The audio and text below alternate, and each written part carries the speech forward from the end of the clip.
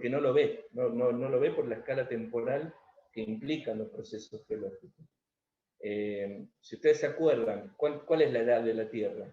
¿Recuerdan cuál era la edad de la Tierra? ¿Se escucha?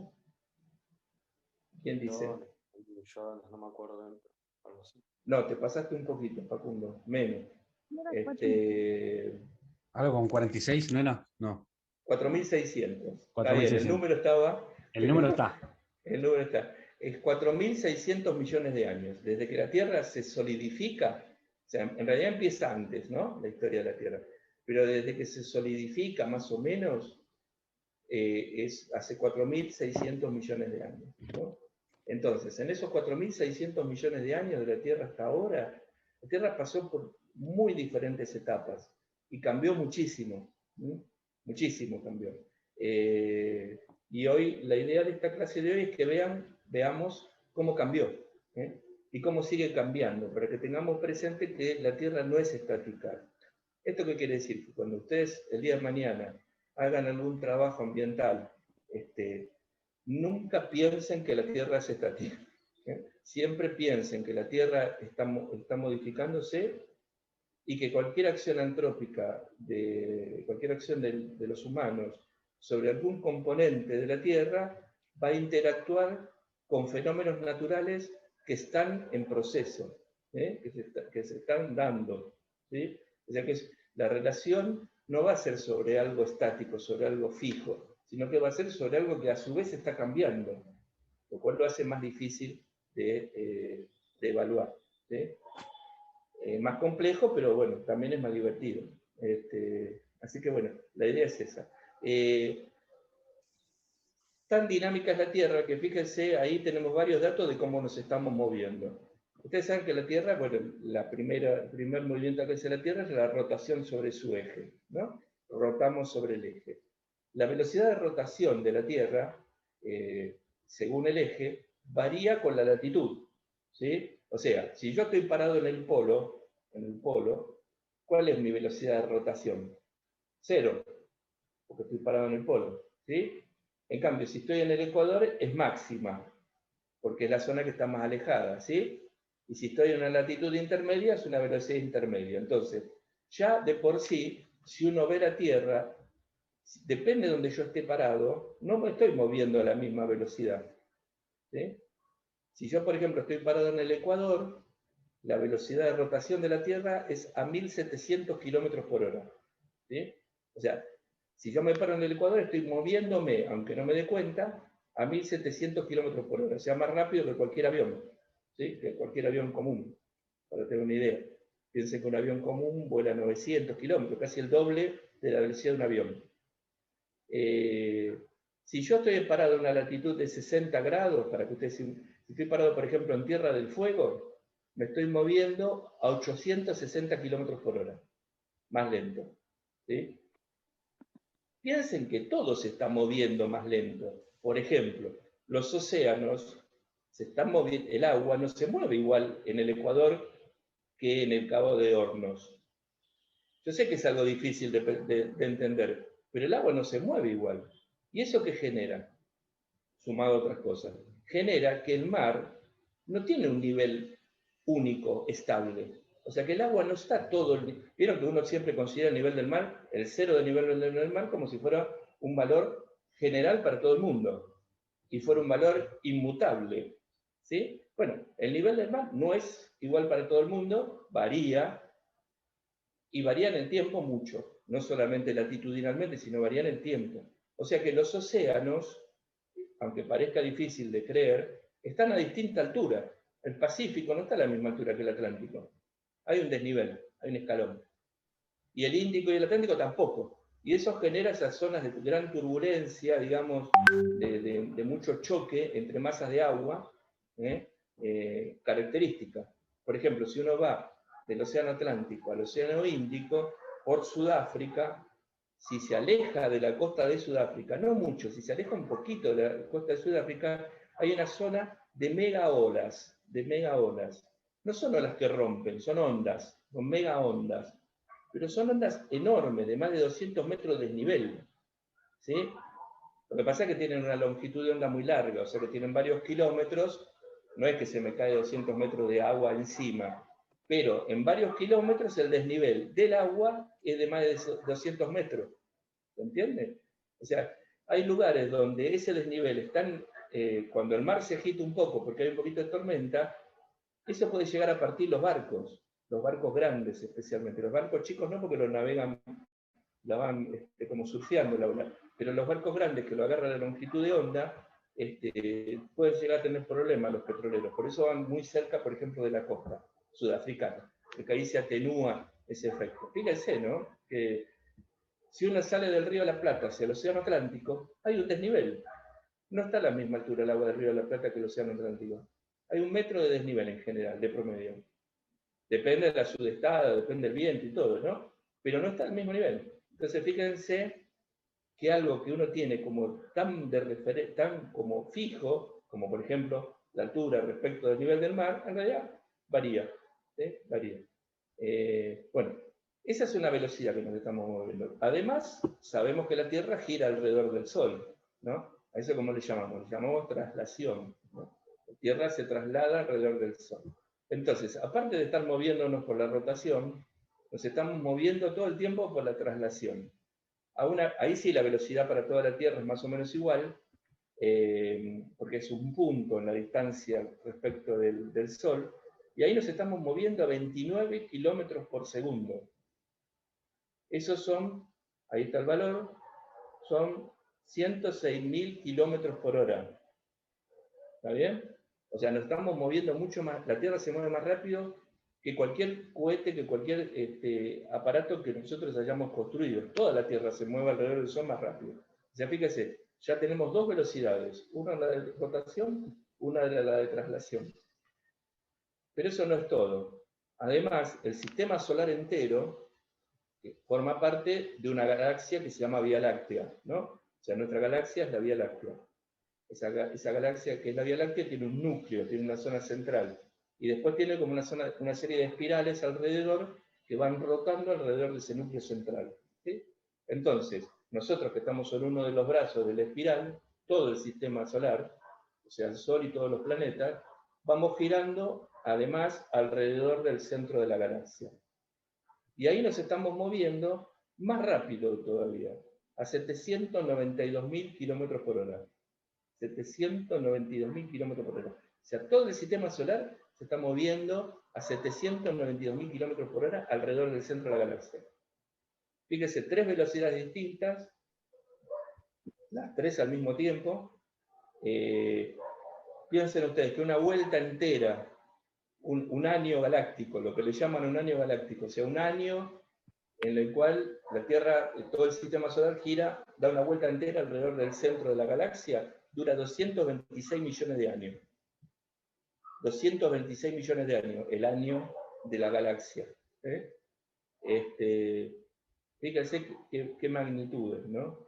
Y como si esta fuera poco, la Vía Láctea también se está moviendo. Se mueve respecto de otras galaxias, ¿sí? Esto ya está más vinculado a lo que ustedes saben que se llama el Big Bang, y entonces es que las galaxias se están separando entre sí, se van alejando en líneas generales. Algunas se van acercando, porque depende del movimiento que tengan cada una, el alejamiento respecto del centro del universo implica que capaz que me junte con otra galaxia. Por ejemplo, aparentemente la Vía Láctea se está juntando con Andrómeda, que es otra galaxia. Y dentro de unos cuantos miles de millones de años estaríamos chocando con Andrómeda. Pero miles de millones de años, así que tranquilo. Entonces tengan presente todos esos movimientos. Todas esas velocidades que les ponemos acá son velocidades que son promedio, aparte. No es que son fijas. Tienen variaciones, son promedio. Entonces, todo lo que pasa a la Tierra, absolutamente todo lo que pasa a la Tierra, entre otras cosas, está condicionado por estos movimientos que estamos hablando, que tienen que ver esencialmente con la gravedad. Vamos a ver que una de las fuentes principales de energía de los procesos geológicos y superficiales es la gravedad. Entonces, la gravedad no es solamente el tema de la masa de la Tierra. que es lo que uno tiene como idea de gravedad, sino que vemos que depende de un montón de cosas, ¿sí? Y en realidad algunas son casi más importantes. Vamos a la que viene. Bueno, ahí tenemos algunas distancias, ¿no? Esto para ver qué chiquitos que somos. Ustedes saben que la unidad que se utiliza para medir distancias en el espacio es la unidad que se llama año luz, un año luz, que es una medida de distancia, no es una medida de tiempo, aunque se llame año luz.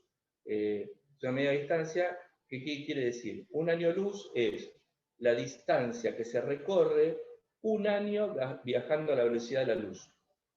Si yo pudiera viajar un año a la velocidad de la luz, la distancia que recorrería es la distancia que equivale a un año luz, que ahí tienen el número. Un año luz es 9.46 por 10 a la 12 kilómetros. 10 a la 12, 12 ceros, después del 9.46. ¿Está bien? Ese sería un año luz, que parece una bocha, pero si uno compara con otras cosas, no es tanto tampoco. Fíjense, por ejemplo, la distancia de Neptuno al Sol, del planeta más lejano al Sol, es 0.00062 años luz. Es muy poquito, porque estamos dentro del sistema solar. La distancia del Sol a la estrella más cercana, Alpha Centauri, es 4.2 años luz. Ahí ya estamos en distancias más largas, ¿no? O sea, habría que recorrer 4 años y monedas a la velocidad de la luz para llegar a esa estrella. Y después tenemos distancia con respecto al centro de la galaxia, el diámetro de la galaxia y la distancia a la galaxia más cercana. Fíjense. Bueno. Entonces, estamos hablando de magnitudes, de movimientos y de fuerzas gravitatorias y de energía y de tiempos que exceden totalmente la comprensión nuestra, exceden hasta la posibilidad de verlos, de pensarlos. Bien, ¿nosotros en qué pensamos? Nosotros pensamos en horas, en días, pensamos en años, como mucho pensamos en siglos, y nos cuesta, y hasta ahí llegamos, realmente desde el punto de vista de la comprensión. Bueno, esos no son los tiempos de la Tierra. Los siglos ya pasan, algo puede pasar, pero no son los tiempos de la Tierra. Vamos a la que viene. Pregúntenme. Entonces, vamos a ver algunos conceptos básicos. Lo otro fue para ubicarnos. Una especie de... Ustedes saben que uno de los grandes problemas de la ecología y de las ciencias ambientales, ¿cuál es?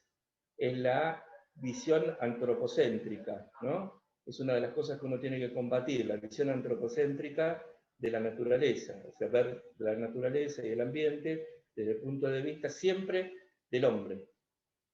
Ese es uno de los problemas principales, ¿no? Entonces, la idea de mostrar esto, y que los geólogos en general no somos antropocéntricos justamente porque estamos acostumbrados a ver estas magnitudes, es darse cuenta que hay que modificar esa visión antropocéntrica, que no tiene sentido.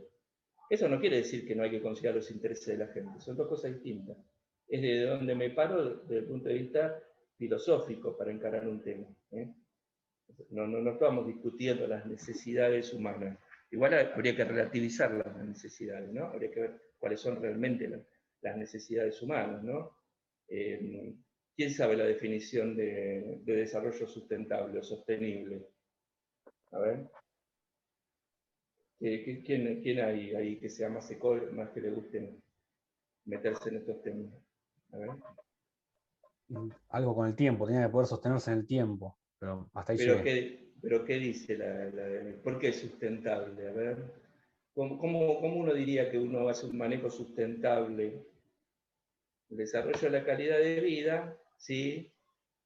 En general, la definición de Naciones Unidas habla de necesidades, ¿no? O sea, la satisfacción de las necesidades sin poner en riesgo la satisfacción de las necesidades de las generaciones futuras, ¿no? O sea, el desarrollo sostenible sería el uso de los recursos a una tasa que uno no destruya la tierra y que las generaciones futuras las puedan seguir utilizando. Ahora, esa es la definición.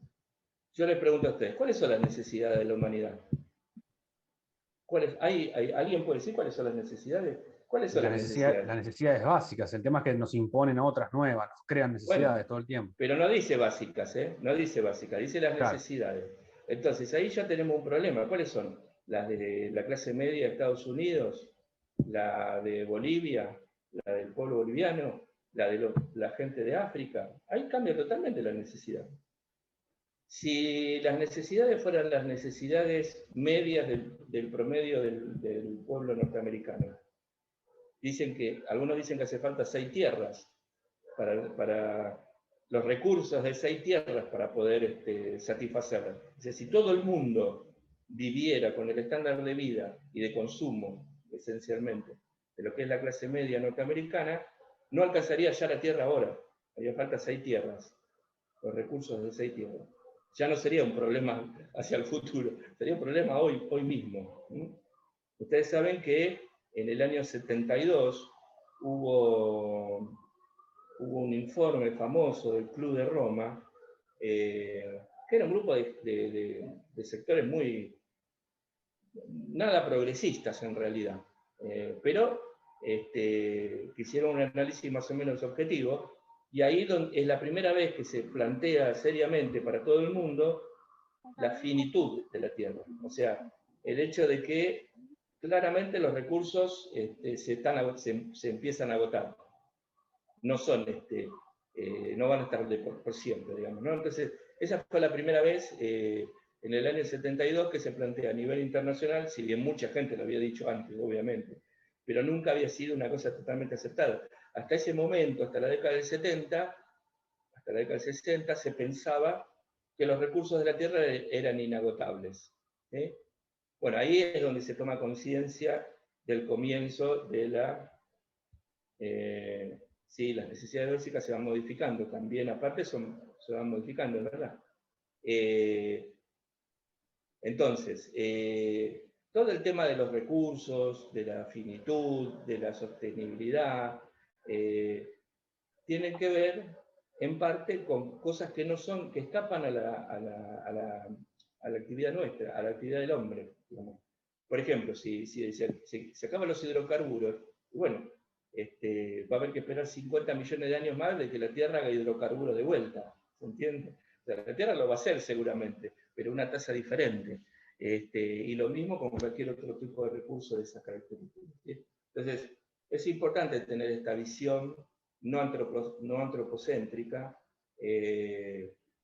y plantearse que, por ejemplo, cuestiones que uno tiene tan metidas como que estarían bien, como el desarrollo sustentable, en realidad son palabras huecas mayormente. ¿Sí? Sí, a medida que avanza la tecnología no se miden las consecuencias. Si hay una característica de la ciencia es nunca medir las consecuencias de sus descubrimientos.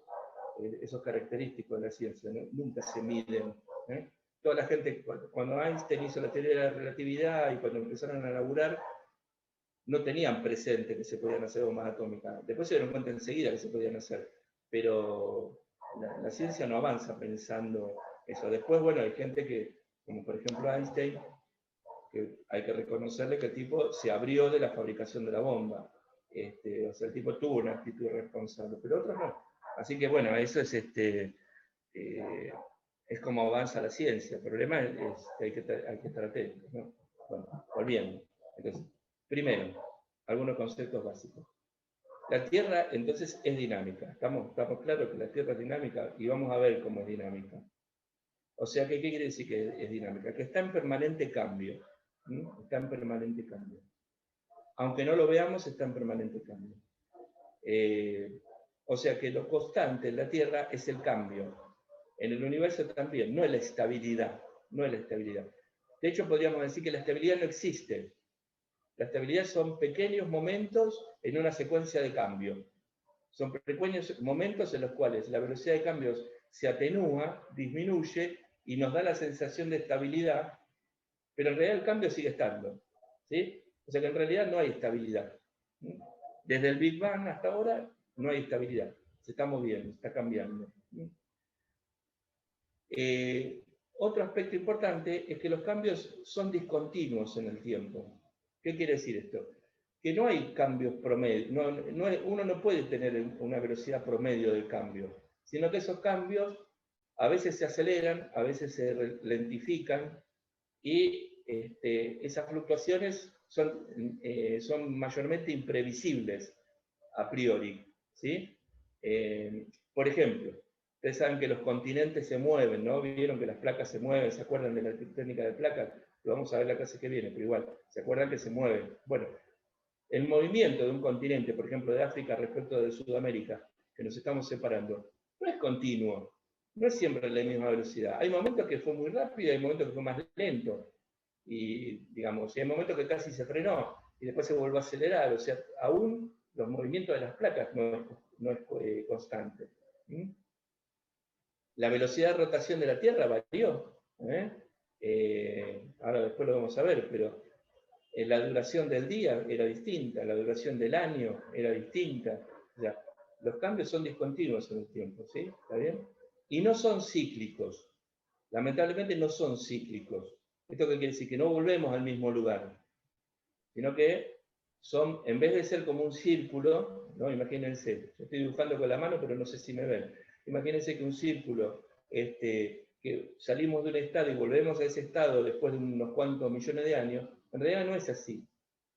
En vez de imaginarse un movimiento circular, habría que imaginarse un movimiento espiralado, como una espiral, ¿sí? O sea, que parece que salimos, que volvemos al mismo lugar, pero estamos volviendo a un nivel más alto, así movimiento espiralado, sin que alto signifique mejor ni peor, sin hacer juicio de valor, porque uno a veces cree que si nos vamos para arriba es mejor. En realidad no, sin hacer juicio de valor, o sea, solamente es que volvemos a un estado parecido, pero en un nivel diferente, ¿sí? O sea que también esta no ciclicidad nos complica bastante la vida, ¿sí? Porque si uno supiera que las cosas son cíclicas, cree que sabe que va a volver al mismo lugar, ¿sí? En algún momento. Pero en la mayor parte de los aspectos geológicos no vamos a volver al mismo lugar. Vamos a volver a un lugar parecido pero distinto. ¿Ya? Cuando vayamos viendo, pero lo vamos a tener más claro, pero vayan pensándolo, vayan viéndolo en la cabeza. Bueno, obviamente los cambios naturales que ocurren a nivel Tierra exceden totalmente la magnitud de las capacidades humanas, tanto en cuanto al monto de la energía involucrada y al volumen del cambio, sino también a los tiempos implicados, ¿sí? A los tiempos implicados. Esto no quiere decir que el hombre no pueda, el hombre y la mujer, vamos a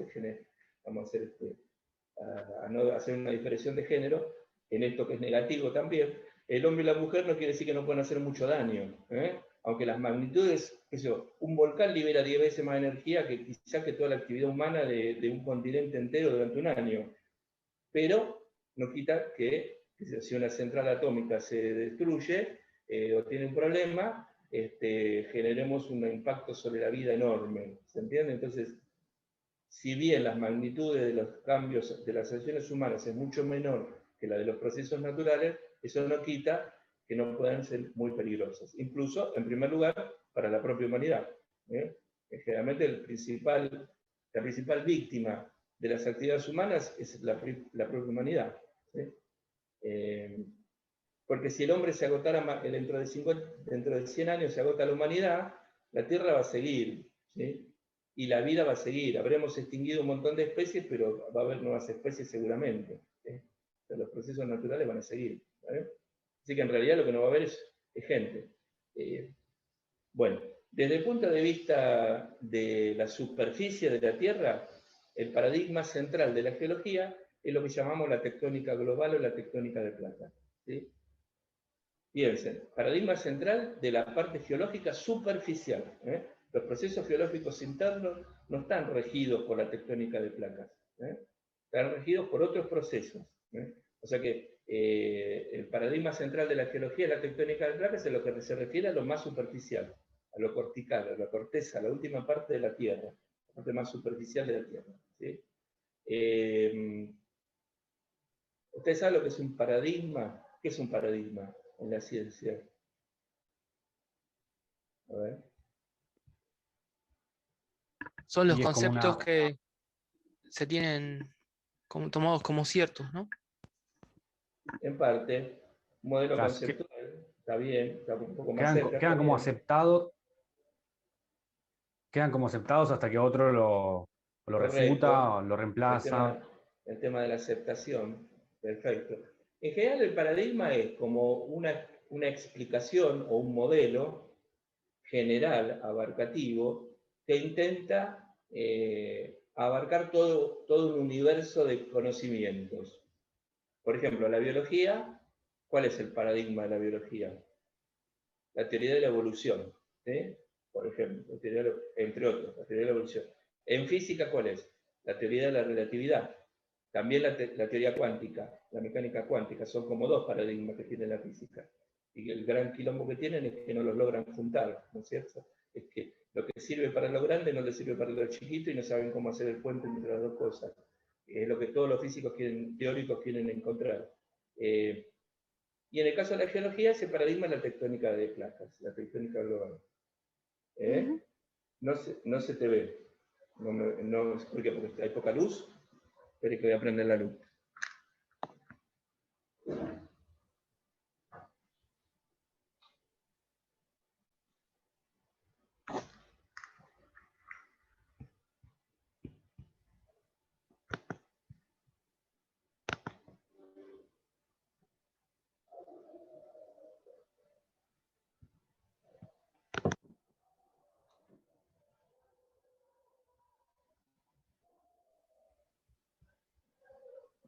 Ahora, ¿se ve? Porque se me había salido a mí la pantalla. ¿Están ahí? ¿Sí? Sí, se ve, profe. Ah, yo pensé que había terminado ya la sesión, pero falta todavía. Bueno, seguimos. Entonces, en el caso de la geología, el paradigma es el de la tectónica global. Este paradigma es bastante reciente, en realidad recién en la década del 80, en 1980, se termina de formalizar. O sea, se empieza a desarrollar a partir de la década del 50. Es cierto que el desarrollo tecnológico permitió conocer un montón de cosas de la estructura interna de la Tierra que antes no se sabían, con lo cual, al tener más información, uno pudo pensar un poco más en grande. O sea que piensen ustedes que hasta que hubo la tectónica de placas, hubo un montón de procesos geológicos que no tenían explicación. O si tenían explicación, tenían una explicación parcial, pero no nos permitía relacionar ese proceso, ese aspecto con otro aspecto. Por ejemplo, no podíamos relacionar por qué aparecían ciertos tipos de roca con por qué había cierto tipo de estructura geológica. ¿Se acuerdan? De la estructura hablamos de fallas, eso, ¿no? O sea, no podíamos relacionar la génesis de la estructura geológica, los procesos que daban lugar a la estructura geológica, con los procesos que daban origen a las rocas. Todo el mundo sabía que de alguna manera estaban relacionados, pero la realidad es que no los podíamos relacionar. Cuando surge la tectónica de placas, que es esa explicación general, ahí podemos relacionar un montón de aspectos que antes eran parcialidades. ¿Sí? Esa es la importancia de los paradigmas. O sea, los paradigmas, una vez que están aceptados por la comunidad científica, permiten un gran avance de esa ciencia. ¿Sí? Hasta que los nuevos descubrimientos ponen en conflicto ese paradigma. ¿Sí? Eso pasa. Cuando ese paradigma se pone en conflicto, por ejemplo, en el caso de la física, el paradigma que se puso en conflicto era la mecánica de Newton, la idea de la física mecánica de Newton. Y la que lo pone en conflicto es todo lo que se descubre durante el fines del siglo XIX, el principio del siglo XX. Y la teoría ahora lo leo, perdón. Y la teoría de la relatividad es como el paradigma que viene a reemplazar la idea de la mecánica de Newton. ¿Sí? Luego, cuando ese paradigma se acepta por la comunidad científica, se produce un gran avance, que es lo que estamos viviendo ahora. Pero ya está claro, está clarísimo, que ya hoy la teoría de la relatividad no alcanza. No alcanza. Así que marchamos seguramente a otro paradigma de la física. Y así siguiendo, así va todo, así va siguiendo. Entonces, hay un señor, un hombre que se llamaba Thomas Kuhn, que era un filósofo de la ciencia, que escribió un libro muy lindo que se puede bajar en internet, que que son las revoluciones científicas, se llama así, las revoluciones científicas. Y él analiza cómo los paradigmas, cómo se genera un paradigma, cómo se fortalece, cómo entra en conflicto y cómo es reemplazado por otro. Y hace un estudio de la historia de distintas ciencias y cómo los paradigmas van reemplazando unos a otros. Está muy lindo ese libro, se puede bajar, se entiende muy bien al que le guste un poquito la epistemología y la filosofía de la ciencia, lo recomiendo. ¿Sí? Está bueno. Si no, les podemos mandar en algún momento un resumencito que por algún lado tengo. Bueno, entonces, cuando se surge el paradigma de la tectónica de placas o la tectónica global, ahí se revén todas las explicaciones geológicas que teníamos, de cómo se formaban las rocas, de cómo se formaban las estructuras, por qué había minerales que aparecían en un lado y no aparecían en otro, por qué había montañas en algunos lugares y en otros lugares no había montañas. O sea, se va explicando todo, por qué el relieve cambiaba. Y en realidad todavía, en el caso de la geología, estamos en una etapa en la cual estamos revisitando todas las explicaciones previas que teníamos. Todavía estamos en una etapa de desarrollo de la geología. Por ejemplo, en el caso de la geomorfología, es una de las que más tardíamente se está incorporando la relación entre la geomorfología y la tectónica de placas. Estamos en esa plena etapa. O sea, hay libros de geomorfo que tienen 10 años de antigüedad, un poquito más, 15 años de antigüedad, que ni nombran la tectónica de placas. Y ahora todos los libros de geomorfo hablan de la tectónica de placas y ya la intentan relacionar. ¿Entiendes? Porque claramente significa una posibilidad de avance. Así que bueno, estamos en esta etapa con este paradigma. Sepan que todas las ciencias tienen paradigmas. En ciencias sociales también hay paradigmas. Lo que pasa es que en las ciencias sociales la validación de un paradigma es menos desinteresada, por decirlo de alguna manera. ¿Esto qué quiere decir? Ya que para aceptar un paradigma en las ciencias sociales no basta solamente con que el paradigma esté bueno, sino según donde yo estoy parado como sector social, si me gusta ese paradigma o no. ¿Se entiende? En las ciencias sociales siempre está, digamos, esa cuestión. En las ciencias nuestras también, pero en menor medida. En cambio, en las ciencias sociales es mucho más difícil el tema de la validación del paradigma. Por eso algunos ni hablan de paradigmas en las ciencias sociales. Pero la idea es más o menos la misma. Dale, la que viene.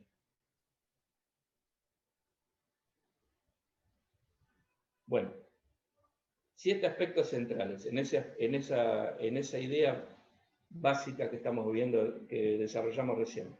Lo primero, y esto es re piola, re interesante, la Tierra está hecha, y cuando hablamos de la Tierra hablamos de nosotros también, está hecha de átomos reciclados y en permanente reciclaje.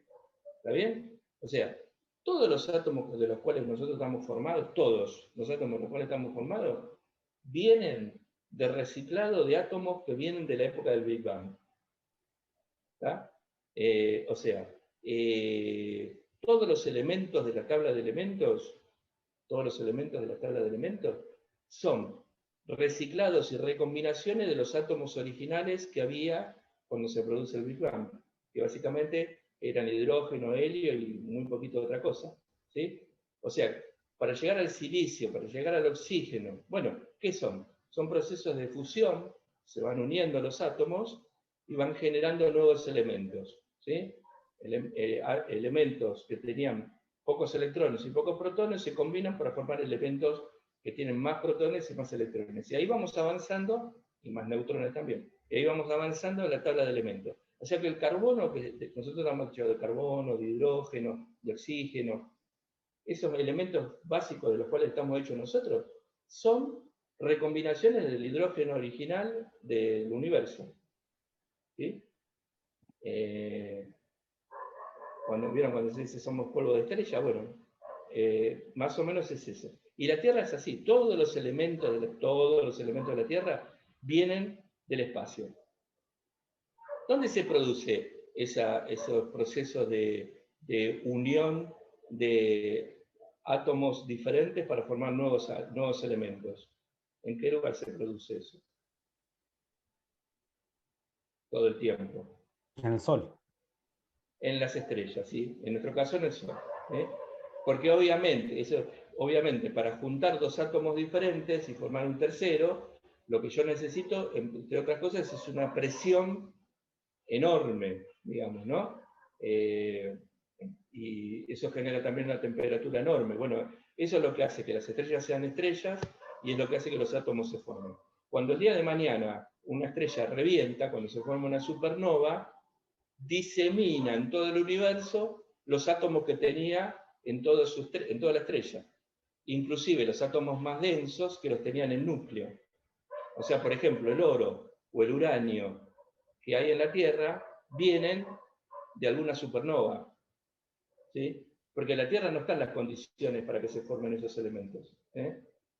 Vienen de las estrellas. ¿Sí? ¿Está bien? Ahora nos enganchamos de vuelta. Así que bueno, hay que tener presente eso. Todos los átomos que estamos hechos están reciclados y están en permanente reciclaje.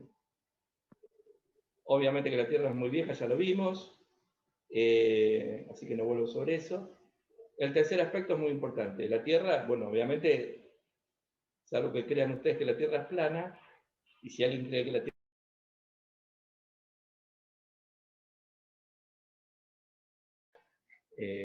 ya les decimos que no van a probar. Vamos a hacer uso de toda la capacidad represiva que tiene el sistema educativo. Pero bueno, salvo que alguien crea que la Tierra es plana, en realidad la Tierra es tridimensional, todo es tridimensional, o cuatridimensional, si contamos el tiempo. Con lo cual, considerando que la Tierra es tridimensional, la mayor parte de los procesos que ocurren en la Tierra ocurren fuera de la vista directa nuestra. O sea, nosotros vemos, si podés compartirlo, ¿no? Nosotros vemos solamente la parte superficial de la Tierra y los procesos que ocurren en la parte superficial de la Tierra. O sea, todo lo que tiene que ver, por ejemplo, los procesos que son responsables. Es la misma clase. ¿Cómo? No escuché, perdón. No, perdón, disculpe, profesor, mi sobrina me preguntó algo y le estaba contestando que es el mismo profesor que está dando la clase, disculpe. Está bien, no pasa nada. No, entonces le decía, por ejemplo, los procesos que son responsables del movimiento de las placas, que son lo que nosotros vemos como tectónica de placas, en realidad ocurren fuera de la visión nuestra, ocurren a 100 kilómetros, a 200 kilómetros o a más kilómetros de profundidad. ¿Sí? Con lo cual, en buena medida, nosotros tenemos una observación indirecta de los procesos geológicos. O sea, hay procesos que los vemos directamente, pero la mayoría de los procesos nosotros no los vemos directamente, sino que los inferimos a partir de evidencias no tan directas como la vista. Bueno, obviamente ese proceso en geología, el proceso de conocimiento de la realidad, se llama inducción. No sé si ustedes escucharon la palabra inducción. O sea, nosotros vemos más o menos qué es lo que ocurre en superficie y a partir de eso inducimos qué pudo haber pasado.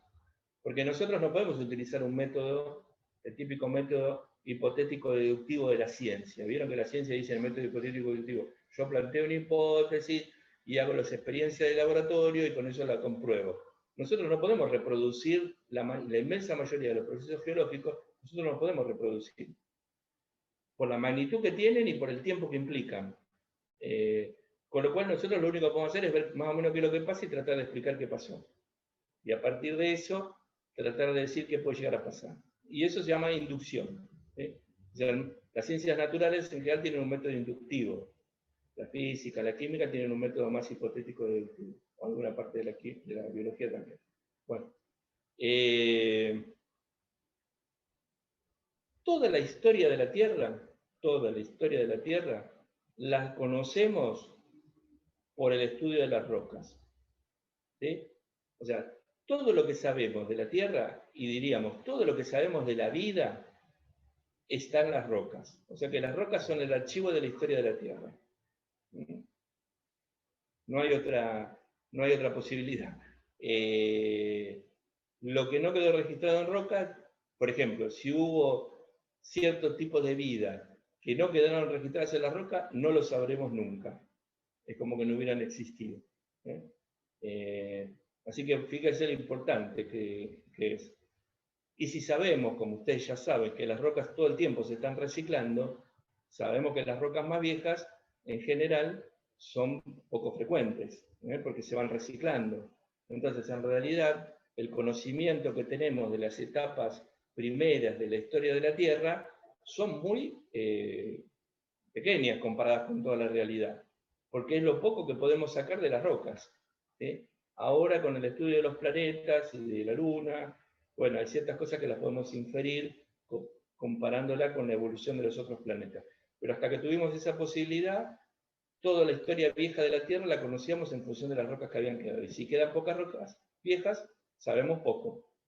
Así que eso también es importante tenerlo presente. Todos los componentes de la Tierra, todos los componentes de los sistemas terrestres, el agua, la roca, la vida, la atmósfera, todos están interconectados. Todos están interconectados. O sea, no hay ningún aspecto digamos, de la vida, o de la atmósfera, o del agua que no esté relacionado con fenómenos geológicos. De hecho, la composición de la atmósfera es resultado de fenómenos geológicos. Y como es resultado de fenómenos geológicos, también de la vida, también de la vida. O sea que, como es resultado de la vida y como es resultado de los procesos geológicos, varió en el tiempo. O sea que la atmósfera también varió en el tiempo y mucho, como vamos a ver dentro de un ratito. En general, en la historia de la Tierra, pregunten cualquier cosa, o comenten, ¿vale? En general, en la historia de la Tierra, vemos que hay ciertos procesos que actúan durante una determinada cantidad de tiempo, no necesariamente con la misma intensidad, pero que más o menos se mantienen constantes en su actividad. A eso nosotros lo llamamos periodos de estasis. ¿Eso qué quiere decir? No quiere decir que esté estático, sino que en realidad el cambio se produce a una tasa fija. ¿Se entiende? Pero luego puede haber procesos que generen un cambio en las condiciones que determinan ese cambio y se genera una nueva situación, o sea, se genera un salto. El ejemplo claro de esto es el tema de la evolución y las extinciones. Ustedes saben que en la historia de la Tierra hubo distintas extinciones, ahora dentro de un rato lo vamos a ver, o sea, momentos en los cuales un montón de especies de plantas y de animales se extinguieron. Bueno, esa extinción, esas extinciones masivas, generan una disponibilidad de nichos ecológicos y una desaparición de especies que disparan la evolución. ¿Sí? Entonces, pasamos de un nivel de cambio a otro nivel de cambio, en otro nivel. ¿Se entiende? Ahí se produce ese salto. Pero tengamos presente que ese nivel de cambio era un nivel de cambio, no era un nivel de estabilidad. O sea que decimos estasis, no decimos inmovilidad. ¿Sí? Entonces, un momento en el cual los procesos actúan siempre más o menos a la misma velocidad de cambio, se produce alguna interrupción por algún motivo y se genera un nuevo estado de equilibrio en otro nivel, con otra tasa, con otra velocidad de cambio. ¿Está bien? Eso se ve en todo, se ve en la geología, se ve, pero en el caso de la teoría de la evolución y de la especiación es muy notorio. Y como decíamos al principio, esos cambios son irreversibles, digamos, no volvemos a la etapa anterior, ¿sí? Saltamos a otro nivel. O sea, no vamos, si hubo una extinción masiva y se genera una nueva especiación, esa nueva especiación no va a volver a la especiación, se refiere a la cantidad de especies y el tipo de especies, no va a volver a los mismos tipos de especies que había antes. Por ejemplo, la extinción de los dinosaurios con el meteorito o el cometa que cayó hace 65 millones de años no está llevando el proceso actual a una nueva generación de dinosaurios, porque los nichos ecológicos ya están ocupados por los mamíferos, ¿se entiende? O sea, es un cambio irreversible. ¿Mm? ¿Está bien? Vamos. Bueno, Igual puede sí. como converger, ¿no? También, tipo, no va a ser igual, pero podría llegar a algo parecido. Por ejemplo, Nueva Zelanda son dos islas que no existían mamíferos, había una especie de mamífero y eran todas las dominantes las aves. Digamos, con el tiempo puede llegar a algo similar. ¿Similar a qué? Decía como es que a medida que iba cambiando la vida, que iba evolucionando, como que no volvía, pero digo, puede no volver exactamente igual porque es imposible, pero puede como converger en algo similar. No va a converger, no. O sea, que vaya apareciendo mamíferos en Nueva Zelanda es el cambio que se produce ahora. O sea, ahora, desde hace 65 millones de años que se produce la extinción de los dinosaurios y un montón de otras especies, la tendencia es que los mamíferos se sigan especiando y llegan apareciendo nuevas especies de mamíferos. Ese es el proceso, digamos. O sea que toda la Tierra se va a ir llenando, ya está lleno, pero se va a ir llenando de mamíferos, por decirlo de alguna manera. Mamíferos y muchas otras cosas. Obviamente, al aparecer el hombre, está generando una interferencia en ese proceso, que ya lo vamos a ver. Pero descontemos el hombre. Estamos en el proceso de especiación de mamíferos, de ocupación de nichos por mamíferos. Bueno, ese proceso no va a converger al proceso anterior. O sea, los mamíferos no van a convertirse en reptiles. ¿Se entiende? O sea que no va a haber una convergencia. Por más que pasen 100 millones de años y no pase nada distinto, no va a volver a haber dinosaurios como hubo hace 65 millones. Ni parecidos. Ya está. Y lo mismo uno podría decir hace 500 millones de años, con la vida que había hace 500 millones de años. ¿Sí? Ciertas especies relictuales quedan. Por eso nos dan una idea de cómo era la vida en el pasado. Por ejemplo, las aves son como los dinosaurios que sobrevivieron, digamos, ¿no? Entonces, bueno, tenemos una cierta idea de cómo eran los dinosaurios, por lo menos parte de los dinosaurios, a partir del estudio de las aves. Pero es lo que sobrevivió, ¿sí? Si el día de mañana se extinguieran todos los mamíferos y las aves sobrevivieran, capaz que podría ser, pero es poco probable que pase eso, ¿no? Así que yo diría que no hay necesariamente una convergencia, por lo menos no se ve una convergencia. Son patrones de evolución diferentes. No sé si quedó más o menos claro. Bueno, un aspecto muy importante en la Tierra, en la historia de la Tierra, para todos los procesos geológicos, es la influencia de la Luna. La influencia de la Luna. ¿Alguien vio la película Interestelar? O no sé si era Interestelar. ¿Era Interestelar? O la del Marciano, no me acuerdo. Una que había unas olas gigantes, que se generaban unas mareas con unas olas gigantes. No. ¿No la vieron? Sí, que estaba en otro planeta, ¿no? Que duraba Sí, como no sé cuántos años en la Tierra. Bueno, lo que había era como, ¿cuál de las dos era? ¿Interestelar era? Sí, creo que es esa. Sí, había unas mareas gigantescas. Ustedes imagínense si lo que genera las mareas es la Luna, ¿no? La atracción gravitatoria de la Luna. Imagínense que la Luna estuviera a la mitad de la distancia y las mareas podrían llegar a ser el doble. Y si tuviera un cuarto de la distancia, serían 4 veces más grandes. Y si estuvieran más cerca todavía, serían más grandes, ¿no? ¿Se entiende? O sea que, en realidad, por ejemplo, si la Luna estuviera muy cerquita de la Tierra, las mareas podrían ser de 100 metros o más, que es lo que mostraba esa película. O sea que en la historia original de la Tierra, la Luna estuvo mucho más cerca. Y la Luna, en realidad, ahora está con un proceso de alejamiento. O sea, eso se verifica bien. O sea, la Luna se está alejando de la Tierra y si le diéramos tiempo, mucho tiempo, probablemente se escape de la órbita nuestra en algún momento. Pero bueno, ahora no importa. La Luna jugó un papel importante en la estabilización de la Tierra. Cuando la Luna estaba muy cerca, la Tierra rotaba de una manera distinta, pero no rotaba como rota ahora, tranquilo. Fíjense que se calcula que pasó de una rotación en menos de 5 horas a las actuales 24 horas. ¿Sí? O sea, aproximadamente 24 horas, que es lo que tarda la Tierra en rotar. Y eso tiene que ver mucho con la acción de estabilización de la Luna. Estabilizó la rotación de la Tierra y la órbita. ¿Sí? Pero, por ejemplo, hace 400 millones de años, el día tenía 21 horas. ¿Sí? O sea que el día como que el día se está alargando, porque la Luna se va alejando. ¿Sí? Pero fíjese que ni la duración del día es lo mismo. ¿Sí? Ni la duración del año ni la duración del día. ¿Sí? O sea, 400 días en un año en vez de 365 y 21 horas en un día en vez de 24.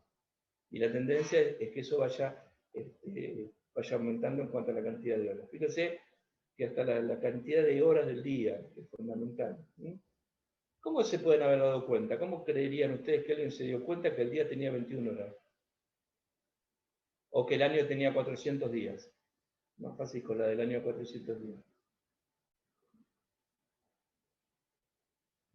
Que hace 400 millones de años el año tenía 400 días. ¿Quién lo dijo? ¿Cómo lo pudo haber dicho? El día y la noche. ¿Pero cómo lo supo? Aparte para decir un valor así, un valor posta, digamos, y que no lo mientan, digamos, ¿no? Por las rocas sería lo único que se me ocurre después de estar de hace tanto tiempo. Bueno, están en las rocas, sí, pero ¿qué cosa de las rocas? ¿Qué dice ahí? ¿La velocidad de qué? De separación sea constante. ¿De separación de qué? Ah, entre la Luna y la Tierra. No, no sabemos si es constante, de hecho. Sabemos un promedio, pero la verdad no sabemos si es constante. No estamos claros. Porque recién ahora la podemos medir bien. Ahora parece constante, pero recién ahora se puede medir. Con los láser y con los... ¿no? Así que en realidad hace 50 años no sabemos cómo se separaba. Pero volviendo a esto, ¿cómo ustedes podrían decir que el año tenía 400 días?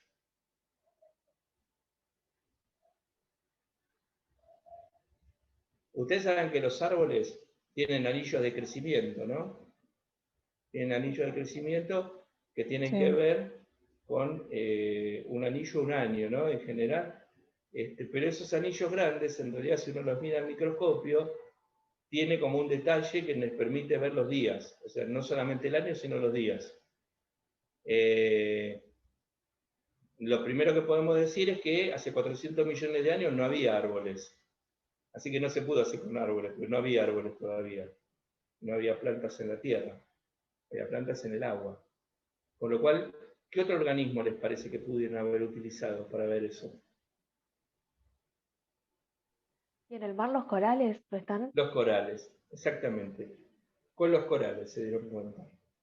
Se pusieron a ver cortes de corales y vieron que los ciclos anuales del coral, en vez de tener 365 divisiones, tenían 400. Entonces, sabiendo la edad de esa roca, que tenía, por ejemplo, en este caso 400 millones de años, supieron que el año tenía más días en esa época. Fíjense qué interesante. Por eso, eso es un buen ejemplo de cómo toda la historia de la Tierra está registrada en la roca, ¿no? En las rocas. En este caso, una roca especial que se genera a partir de los corales. ¿Cómo se llama la roca esa que se genera a partir de los corales, entre otras cosas?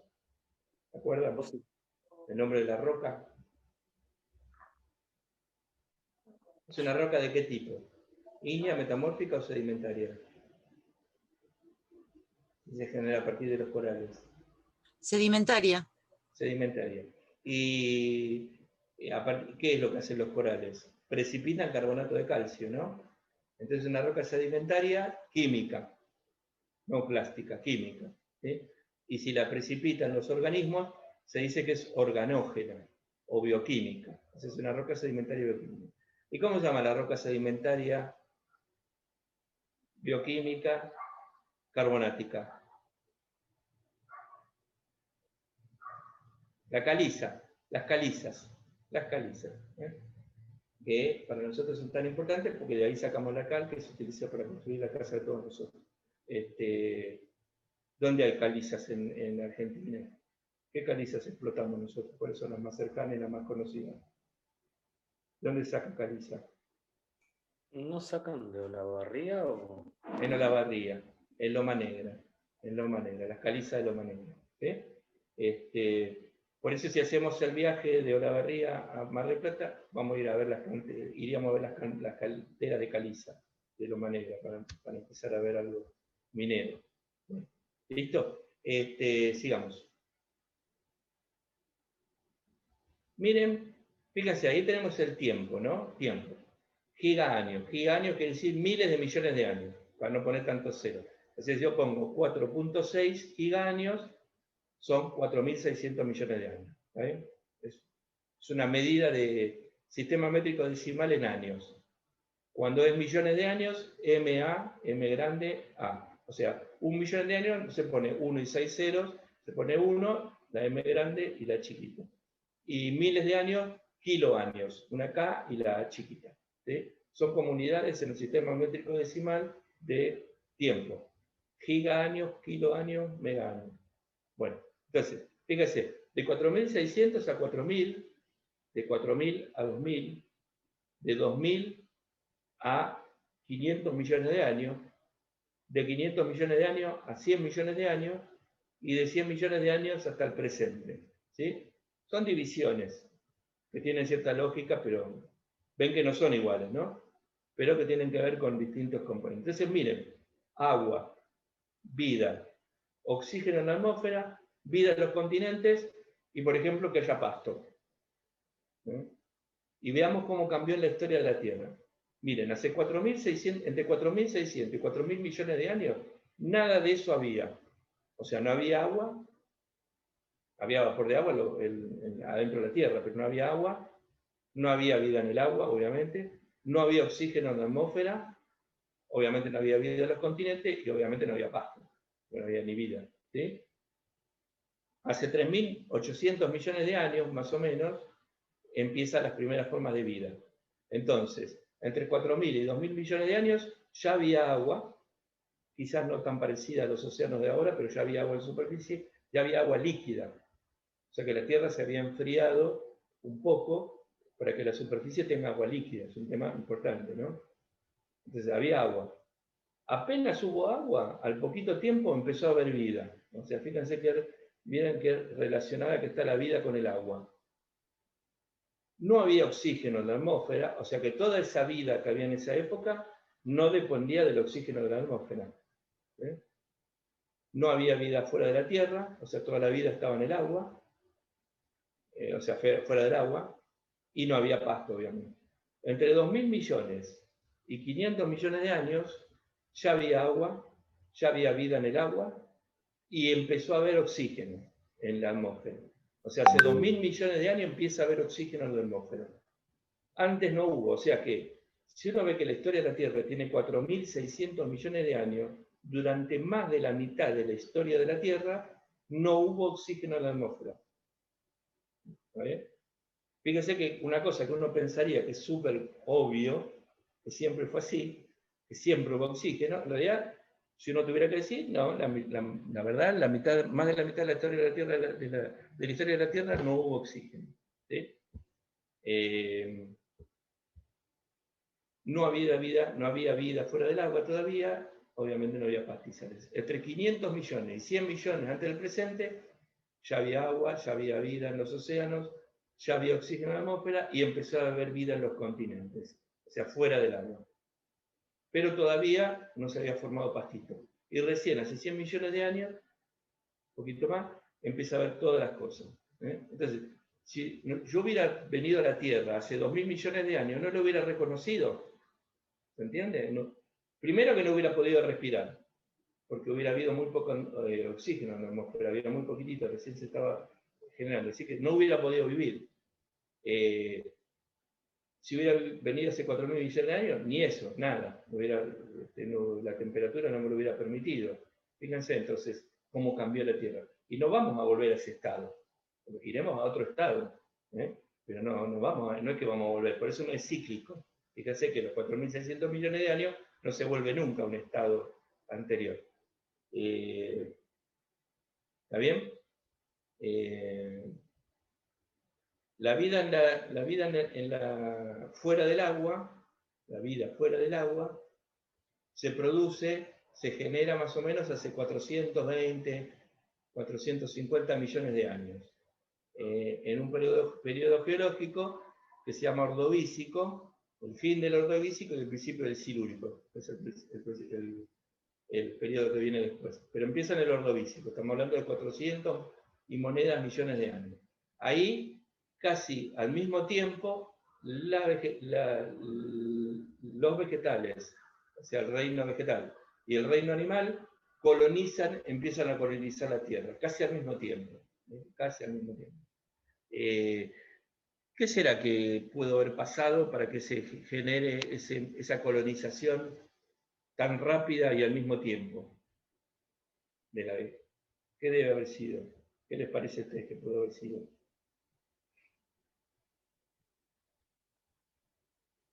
O sea, se me ocurre mucha disponibilidad de oxígeno. Exacto. Y también me Que se acuerdo llegó a un valor mínimo, no el actual, pero se llegó a un valor mínimo de oxígeno que podía sostener la vida fuera del agua. ¿Sí?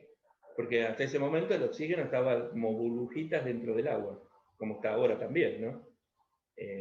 O sea, cómo respiran los peces, ¿no? Por las branquias toman el oxígeno que está como burbujitas, como gas dentro del agua. ¿Sí? Una parte de ese oxígeno, si el agua se sobresatura en oxígeno, en burbujitas de oxígeno, ese gas empieza a concentrarse también en la atmósfera. Bueno, ese proceso llevó miles de millones de años, al menos cientos de millones de años. No sabemos si siempre fue todo el tiempo igual, pero como no tenemos registro de vida fuera del agua, suponemos que nunca hubo la concentración necesaria de oxígeno en el aire como para que pudiera sostenerse la vida fuera del agua. ¿Sí? No hasta ese momento del Ordovícico. O sea, si uno llegara a la Tierra hace 500 millones de años y llegara a los continentes, no encontraría ninguna forma de vida. Quizás alguna alga, algún microorganismo, pero en líneas generales no encontraría nada, ni pastitos, ni animales, ni nada. O sea que si uno ve la historia de la Tierra, 4.600 millones de años, y la vida en la superficie continental recién empieza hace menos de 460 millones de años, en el 90% de la historia de la Tierra no hubo vida fuera del agua. ¿Está bien? O sea que no es lo más común. Si uno dijera, ¿qué es lo más común? ¿Que haya vida fuera del agua? No. No, lo más común es que no haya vida. En la Tierra, por lo menos, no. Si solamente un 10% de la historia de la Tierra hubo vida fuera del agua.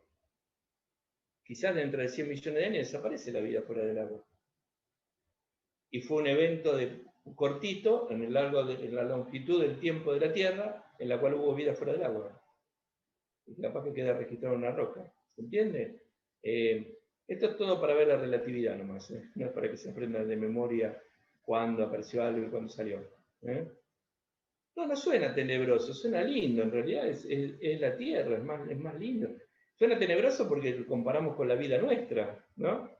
Justamente ahí, para romper la visión antropocéntrica, digamos, ¿no? A la Tierra, al hombre no le cambia nada, es un detalle. A la Tierra en sí es un detalle, realmente. Bueno, dale, la que viene. Bueno, conclusión. Estudiar la Tierra es estudiar el cambio. Aceptamos que la Tierra tiene una naturaleza fluctuante y que está en permanente cambio y en evolución. Evolución sin un sentido de más y mejor. ¿Sí? ¿Vieron el viejo dibujito de que el monito se convierte en el chimpancé y el gorila y el australopithecus y el hombre? Entonces parece que la evolución siempre tiende a la mejora, entre comillas. Mentira, la evolución no tiende a las mejoras. No hay juicio de valor en la evolución de la naturaleza. ¿Sí? No es mejor el hombre que el mono. Es mejor para nosotros, pero para el mono no y para la Tierra tampoco. ¿Se entiende? O sea, hay que separar la idea de evolución, separarla del juicio de valor.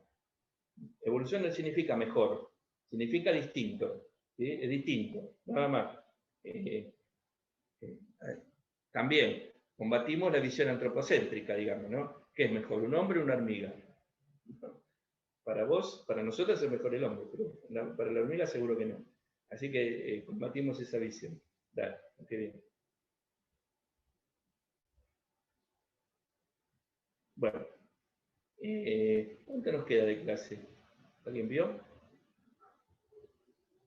¿Cuánto nos quedará? ¿10 minutos, más o menos? No sé qué. Perdón. 15 minutos. ¿Menos? Bueno. El paradigma central, entonces dijimos que es la tectónica de placas. O sea que todos los aspectos de la geología de la superficie terrestre y de los últimos 100 kilómetros, más o menos 200 kilómetros, están vinculados de una u otra manera a la tectónica de placas. ¿Cuál es el radio de la Tierra? ¿Cuál es el radio de la Tierra? A ver, tienen un número. ¿Cuánto hay de acá hasta el centro de la Tierra? Millones. 4.000 No. 12.000 Millones. kilómetros no. Ese número tiene una lógica, pero no. 1.400 muy poquito. 3.000, 4.000 no eran. A ver. 6.300 kilómetros. Decía que el 12.000 tenía cierto sentido porque en realidad es el diámetro, no es el radio. ¿Ahí? El diámetro son 2 radios, ¿no? O sea que estaba bastante cerca. O sea, de acá a China hay 12.000 kilómetros en línea recta, pero que sería más o menos el tipo de nuestro. Pero de radio, 6.300. O sea, si nosotros decimos que la tectónica de placas tiene que ver con lo que ocurre en los últimos 200, vamos a darle un changüí, en los últimos 300 kilómetros, hay 6.000 kilómetros de tierra que no están vinculados a la tectónica de placas. Por eso les digo que la mayor parte de los procesos geológicos no solo no los vemos, sino que no están ni vinculados a la tectónica de placas. La tectónica de placas sería el paradigma del pedacito último. De todas maneras es súper importante. No siempre hubo tectónica de placas en la Tierra, y no siempre que hubo tectónica de placas estuvo activa de la misma manera. ¿Sí? Aparentemente los primeros 500, 600 millones de años no hubo tectónica de placas. Los primeros de esos 4.600, ¿no? Porque todavía las capas de la Tierra no eran las mismas capas que están ahora. O sea que hubo alguna serie de procesos geológicos que llevó a esa diferenciación de las capas, ¿se acuerdan? Corteza, manto, núcleo interno, núcleo externo y núcleo interno, ¿no? El núcleo interno del centro de la Tierra, núcleo externo, manto, corteza. Esas capas que vemos ahora, hace 4.000 millones de años no estaban iguales, no eran iguales. O sea que aparentemente esa diferenciación en capas llevó unos cuantos cientos de millones de años, de rotación, de gravedad, de procesos de fisión de átomos, de liberación de energía radiactiva, llevó un montón de tiempo. Y de que le peguen meteoritos y que le peguen cometas a la Tierra sin que tuviera atmósfera todavía. Entonces, aparentemente, a los 4.000 millones de años hubo una tectónica distinta que se llamó impact cratering, o sea, una tectónica de impacto. O sea, imagínense 100 millones de años que caigan un montón de cometas y meteoritas, y esos cometas que pegan en la superficie con suficiente energía, generan temperaturas y fusiones parciales. Y eso va diferenciando las capas de la Tierra, por lo menos las capas superficiales. O sea que esa tectónica de impacto pudo haber generado esa diferenciación entre la corteza y el manto y las distintas capas superficiales. ¿Está bien? Recién ahí se habrían empezado a dar las condiciones para que empezara la tectónica de placas más o menos como la conocemos ahora. Parecido, no exactamente igual. O sea que fíjense que aún un aspecto tan importante como la tectónica de placas tampoco estuvo siempre en la Tierra. ¿Cómo se planteó esa hipótesis de la tectónica de impacto? A ver, ¿cómo se les ocurre a usted que se pudo haber, dónde lo deben haber visto, cómo lo pueden haber pensado para decirlo? ¿Por los bordes de los continentes? No sé. No, porque los continentes no estaban en esa época, porque no había tectónica, no había ni continentes. ¿Qué otra cosa? A ver. Pensemos. Igual puede tirar cualquiera, ¿no? Pero supongo que había como desniveles que no respondían a ninguna lógica y lo único que cerraba ahí era un impacto. Y lo que pasa es que eso no se preserva, ¿no? Pasó muchos miles de millones de años, no se ha preservado. Tiene que ser algo que se pueda ver ahora, ¿no? Y que se pueda ver mucho. Y que haya materiales que no son de acá. Bueno, pero es difícil saberlo. ¿Qué dice ahí? Concentración de Cráteres. elementos. Bueno, algunos cráteres pueden haber quedado, pero los cráteres viejos no están. Porque pasaron muchos miles de millones de años. O sea, toda la tectónica de placas que vino después, imagínense, continentes que se formaron, que se desagregaron, que se volvieron a formar. Todo eso hizo cambiar la forma de la Tierra, mucho la superficie de la Tierra. Rocas antiguas arriba, rocas no, eso es tectónica. Plegamiento, no, eso es tectónica. Todo eso está vinculado a tectónica de placas. ¿Alguna concentración de cierto elemento en algún lugar? No, algo más fácil, algo que se ve, algo que lo vemos todos los días, o todas las noches, si queremos. Ahí le di una pista. Y algo de la luna tiene que ser. La me luna, parece. la luna. Exactamente. Los cráteres de la luna. Exactamente. Viendo los cráteres de la luna, justamente la luna es como la Tierra hace 4.000 millones de años, más o menos. Entonces, imagínense todo eso cayendo sobre la Tierra más grande, la Tierra más grande en cuanto al diámetro y al radio, y con una atmósfera que se empieza a generar, porque en realidad en la Luna los meteoritos entraron tranquilos porque la atmósfera no les generaba nada, ningún problema especial, ¿no? En cambio acá no es lo mismo, los meteoritos se van fragmentando, pero cuando originariamente se formó la Tierra todavía no teníamos una atmósfera, ¿sí? Recién se estaba formando la atmósfera. Porque todavía no se estaba juntando la capa de aire, de gases. Digamos, los gases estaban en la Tierra. ¿La atmósfera qué es? Es una capa de gases segregada, entre comillas, de procesos que ocurren en la Tierra y que son retenidos por la gravedad. ¿Está bien? ¿Es esa la atmósfera? Es una capa de gas, y esa capa de gas, ¿qué composición tiene?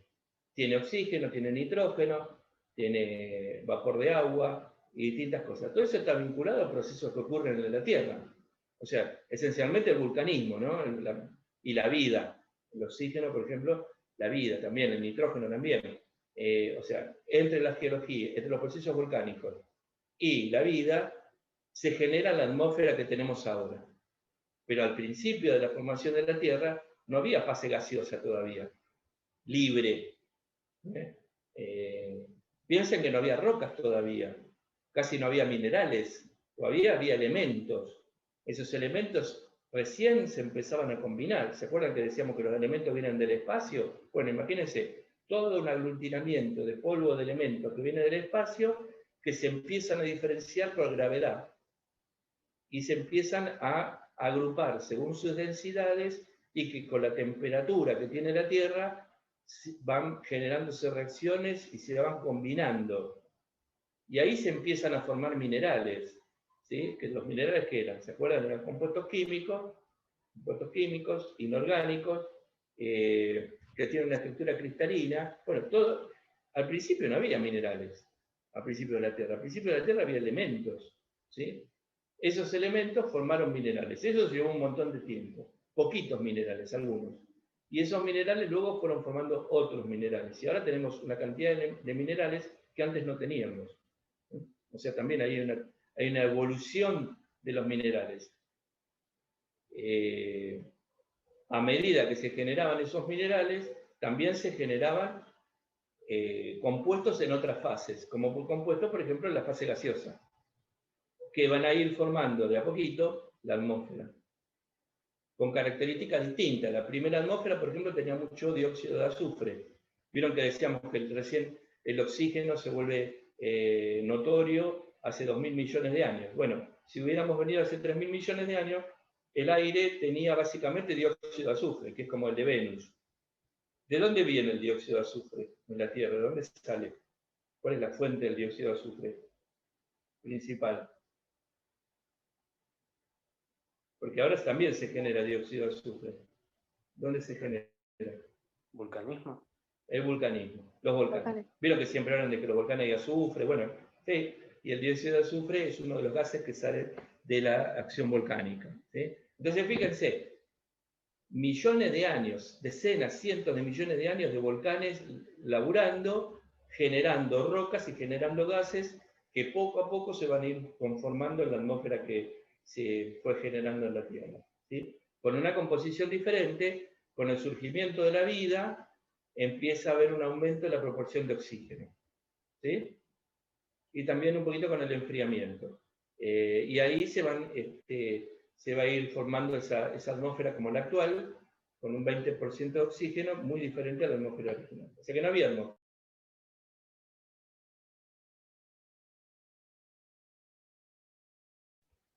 A ver, poner la clase, si ya terminamos.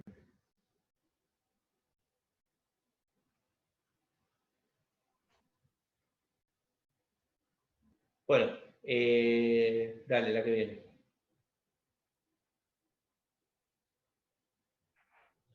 Y ahora, últimamente, en las últimas décadas, surge un nuevo paradigma, otro, que es un paradigma que habla de la coevolución de la vida y de las rocas. De las rocas en general, hablando de los minerales y todo, ¿no? O sea que habría como un papel más importante del que se creía en cuanto a la vida como factor que condiciona las rocas. Siempre se había aceptado que la vida tenía bastante importancia en lo que era la conformación de la atmósfera, pero no tanto en lo que tenía que ver con la parte sólida de la Tierra. Sin embargo, hay estudios últimamente, y en particular estudios de minerales, más que nada de la mineralogía, que demuestran que la vida evidentemente tiene un papel importante también en que haya tantos minerales. Si uno ve realmente la historia de la Tierra, hace cientos o miles de millones de años, no había ni 100 minerales. Y ahora son miles, decenas de miles de minerales. O sea que evidentemente hay un aumento en la cantidad de minerales. Y alguna relación con la vida tiene. Por ejemplo, con la atmósfera. Por ejemplo, ustedes piensen lo siguiente. Si hace 2.000 millones de años, pongámosle, hace 2.500 millones de años no había oxígeno en la superficie de la Tierra. Piensen ustedes que todos los elementos químicos que tienen varias valencias, por ejemplo el hierro. El hierro ustedes saben que tiene 2 valencias. ¿Cuáles son las valencias del hierro? A ver. Más 3 y más 4. Más 3 y más 2. Más 3 y más 2. Sí.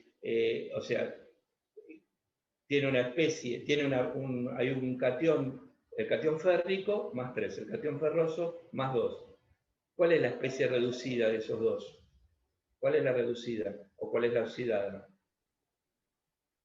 Y ferro metálico, en 0. No, metálico es el estado, está bien. Pero siempre que un elemento tiene varias valencias, se dice que el que tiene el valor menor, por ejemplo, en este caso el más 2, es la especie reducida. Y el más 3 es la especie oxidada. ¿Está bien? Entonces, hace 2.500 millones de años no había oxígeno libre. ¿Había posibilidades de que haya elementos oxidados? No.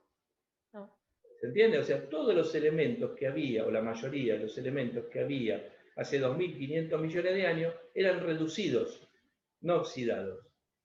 Cuando se produce el gran evento de oxidación de la atmósfera y comienza a haber oxígeno libre en cantidades importantes, empiezan a aparecer un montón de minerales con los elementos en su fase oxidada. Por ejemplo, con férrico. Si alguno de ustedes se ubica, ¿cómo me daría cuenta hacia la vista, a ojos vista, que empezó a haber oxígeno en la Tierra? Si yo cayera en un paracaídas hace 2.000 millones de años a la Tierra, hubiera caído hace 2.500 millones y después caigo hace 2.000 millones de años, ¿qué hubiera visto de diferencia? Más colores rojizos, ¿no? Exactamente, exactamente, el rojo. La gran oxidación coincide con la aparición de rocas rojas. Es el enrojecimiento. Fíjense qué interesante. Con eso se sabe cuánto fue el momento que hubo. En realidad empiezan los bancos rojos, lo que se llaman los red beds. Los bancos rojos son bancos rojos de hierro, que de hecho se utilizan en minería, se explotan, y esos bancos de hierro antes no había y después ya se forman de otra manera, empiezan a formar otros elementos más complejos. Antes el hierro, antes de que hubiera oxígeno, el hierro estaba como sulfuro sulfuro ferroso, azufre, hierro 2.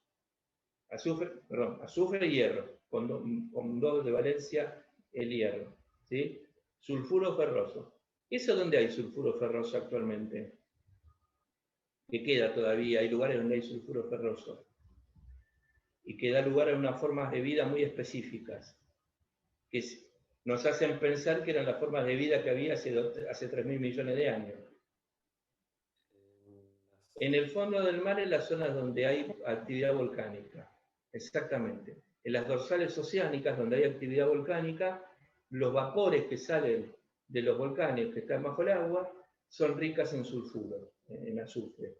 Y como es un medio que está muy profundo y hay muy poco oxígeno, es un medio reductor, y entonces ahí hay organismos que se acostumbraron a vivir consumiendo el sulfuro de hierro. O sea que si uno ve esos bichos, uno diría, bueno, estos deben haber sido parecidos a los bichos que había hace 3.000 millones de años, cuando no había oxígeno. Es el típico razonamiento inductivo, ¿vieron? Veo lo que hay ahora y digo, bueno, entonces hace 3.000 millones de años tiene que haber sido así. Capaz que no era así, pero parecido, ¿está bien? Entonces, bueno, este nuevo paradigma de la coevolución de las rocas y la vida es muy interesante. A ver, espérense ahí un minuto. Un segundo.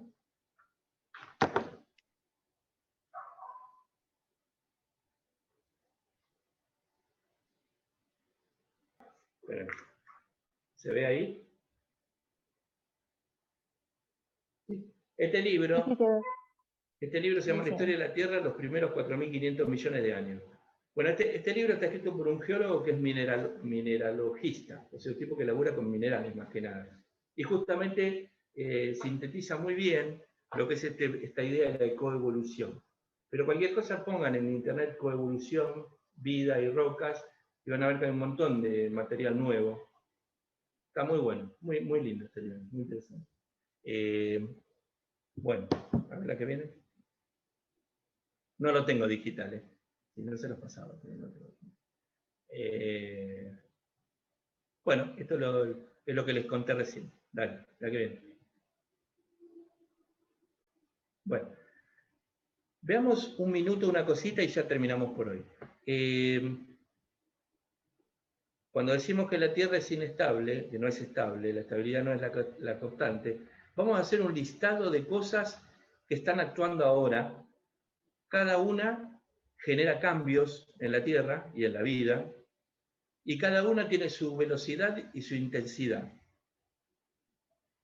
O sea que es importante tener presente eso, la superposición de un montón de fenómenos que están ocurriendo, cada uno con su impacto concreto y cada uno con su tiempo concreto, muy distinto entre sí. ¿Está bien?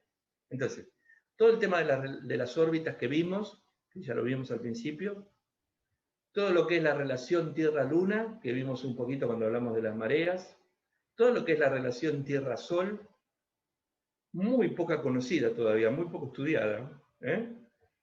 Fíjense, como para decir algo, algunos, ¿se acuerdan ustedes del tema de las glaciaciones? ¿Se acuerdan que que hay unos fenómenos que se llaman glaciaciones, que son momentos en los cuales los hielos avanzan y después retroceden? Bueno, eso se le llama glaciaciones. Y que eso en la historia de la Tierra hubo distintos momentos de glaciación. Ahora nosotros estamos atravesando un momento de glaciación. Por eso nos parece que el hielo es algo común, pero en realidad es porque nacimos en esta época. Bueno, algunos dicen incluso que son fenómenos que ocurren en el Sol los que generan las glaciaciones. No se sabe todavía, porque en realidad no sabemos realmente bien qué generan las glaciaciones. Pero hasta un fenómeno como las glaciaciones podría estar vinculado en la relación Tierra-Sol. Después ustedes saben que el Sol tiene numerosas fluctuaciones. Tiene tormentas, tiene un montón de cosas que cada una de esas tormentas influyen en la Tierra de muchas maneras. Por ejemplo, cuando hay una lluvia de fotones, cuando hay distintos fenómenos magnéticos que tienen que ver con tormentas solares. Piensen que esos fenómenos, por ejemplo, piensen ustedes, variaciones en la radiación ultravioleta por fenómenos propios del Sol, cuando la Tierra todavía no tiene una atmósfera que frene la radiación ultravioleta. ¿Qué podría haber pasado? ¿Qué podría haber generado eso?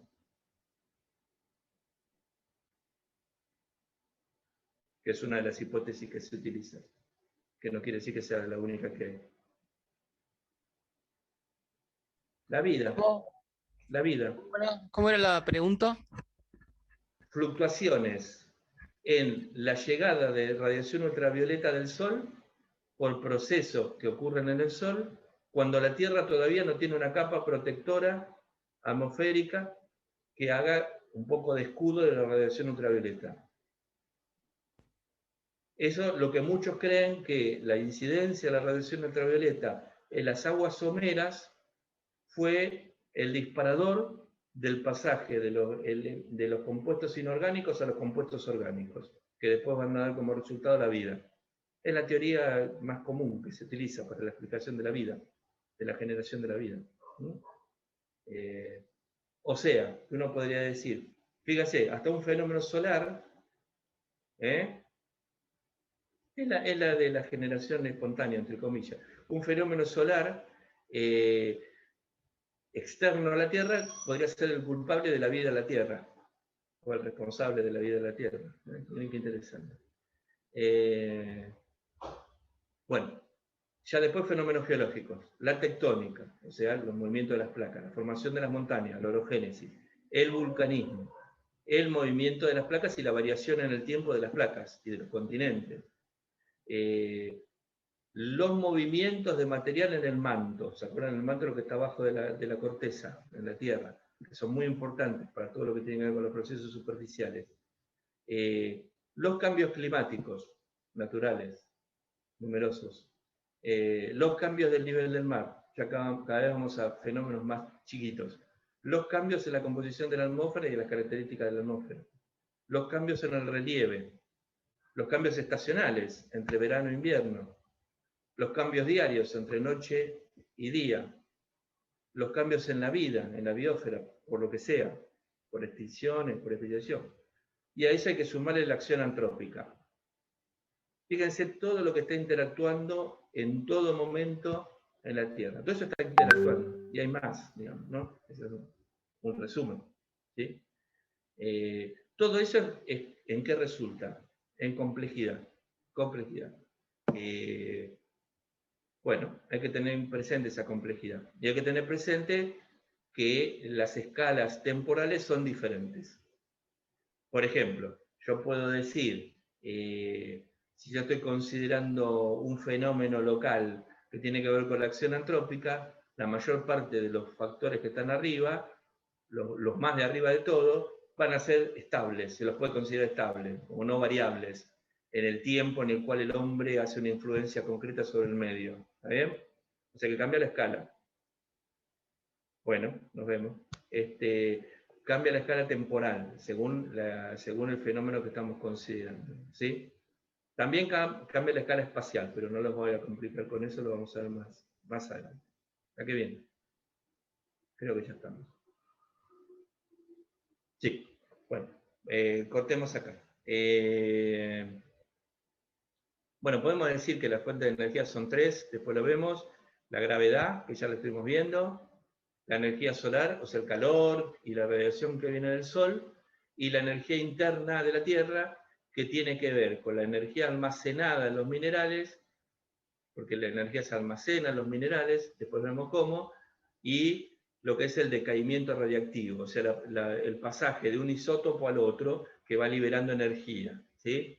O sea, isótopos inestables que van pasando a isótopos más estables, y ese proceso de pasaje de uno al otro va liberando energía y calor, en particular energía de forma calórica, ¿sí? O sea que hay una energía gravitatoria, hay una fuente de energía solar externa y hay una fuente interna de energía. Estas tres formas de energía son las que después van a realizar todo el trabajo geológico, que es una forma de energía, en la Tierra. ¿Estamos? Listo, cortemos. Veamos Ok. la cara. Un minuto. A ver si están vivos.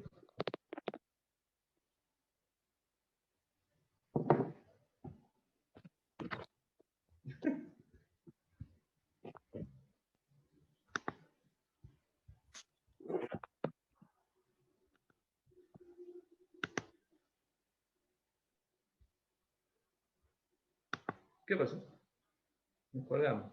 Vamos a ver dos cositas más de esta clase de hoy y después vamos a ver lo que les comentaba, hacer un breve repaso de todo lo que vieron el año pasado, que lo vamos a necesitar para después las futuras clases. No, lectura justo para la clase que viene no, porque tiene que ver con esta clase que estamos viendo hoy, o sea que más o menos repasen si quieren el PowerPoint, véanlo, pero no tenemos una lectura concreta para esta primera clase. Pues sí, a partir de la clase que viene ya sí, porque ahí sí le vamos a ir dando los cuestionarios y todo eso.